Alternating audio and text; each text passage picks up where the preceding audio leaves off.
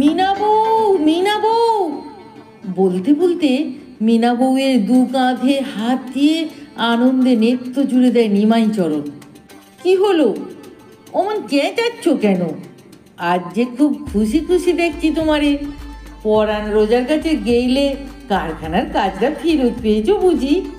হরি হরি হরি মুখ তুলে চেয়েছেন গো, মাইনে পেলে 5 টাকার বাতাসা কিনে হরি নোট দেবো বলে হরির উদ্দেশ্যে কপালে হাত ঠেকায় মিনা বউ। আরে না না মিনা বউ, কাজ ফেরত পাই নাই, কাজ ফেরত পাই নাই, তার থেকেও বড় কিছু। বলো তো কি? রঙ্গ ভরে তাকায় নিমাইচরণ। আমি তো কিছু বুঝছি না গো, হিয়ালি না করে যা বলার তাড়াতাড়ি বলো। আমার এই কাজে বেরোতে হবে। বামুন বাড়ির বড় সংসারে মেলা বাসনপত্তর, ঘর মোছামুছি। আর তোকে বামুন বাড়ির কাজে যেতে হবে নি গো মিনা বউ, আর তোকে কাজে যেতে হবে নি। ওমা, কেন? লটারি পেয়েছো নাকি? এই, তুমি কি করে জানলে যে আমি লটারি পেয়েছি? তার মানে তুমি সত্যি লটারি পেয়েছো? আনন্দে চোখ দুটো চিকচিক করে ওঠে মিনার। হ্যাঁ গো, 6 টাকায় 1 কোটি। তুই সেদিন বললি না যে তুই নাকি বামুনদের বাড়ি টিভিতে দেখেছিস 6 টাকায় 1 কোটি বলে বিজ্ঞাপন দেয়। দেখি ধীমান কাকা সেদিন দোকানে বসে হাঁকছেন, 6 টাকায় 1 কোটি, 6 টাকায় 1 কোটি।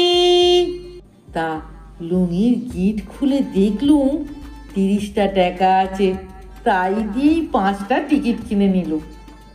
আর আজ বিমান কাকা নিজে ডেকে বললে, নিমাই 1 হাঁড়ি মিষ্টি নে আয়, 1 হাঁড়ি মিষ্টি, 6 টাকায় 1 কোটি তুই জিতেছিস রে। প্রথমটা বিশ্বাস হয়নি, ভাবলুম বুঝি আর কি মারছে। তা বললুম, কাকা, গরিব মানুষের সঙ্গে কেউ এমনই আর কি মারে? কাকা বললে, ওরে না রে না, ইয়ার কি নয়, তুই সত্যি সত্যি লটারি পেয়েছিস। আচ্ছা ঠিক আছে ঠিক আছে, তোর টিকিটগুলো নিয়ে আয় তো, নিলে দি। এ কি মিনাবু, কাঁদিস কেন? তুই খুশি হসনি? গো না গো না, আমি আনন্দে কাঁদছি গো, আমি আনন্দে কাঁদছি। কোটি টাকা? কত টাকা গো? সে কি অনেক টাকা? অবাক হয়ে নিমাইয়ের মুখের দিকে তাকিয়ে থাকে মিনা। হ্যাঁ রে বউ, হ্যাঁ, সে সে অনেক টাকা। আচ্ছা বল, তোর কি কি চাই বলতো? আগে একটা গ্যাস কিনে দিও গো। পরের বাড়ি থেকে কাজ করে এসে তারপর কাঠ কুড়োতে যেতে শরীর আর বয় নেই। গ্যাসের উনুনটা তো পড়েই আছে, পয়সার জন্য কতদিন গ্যাস কেনা হয়নি। দিনে দিনে যা দাম বাড়ছে, খেয়ে পড়ে বেঁচে থাকাই দায়। সে তো কিনবই মিনা বউ, সে তো কিনবই।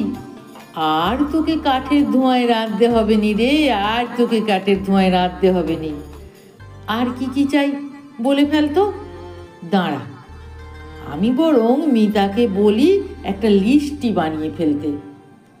মিতা, মিতা মা, একবার পেন খাতাটা নিয়ে আয় তো এদিকে দেখি।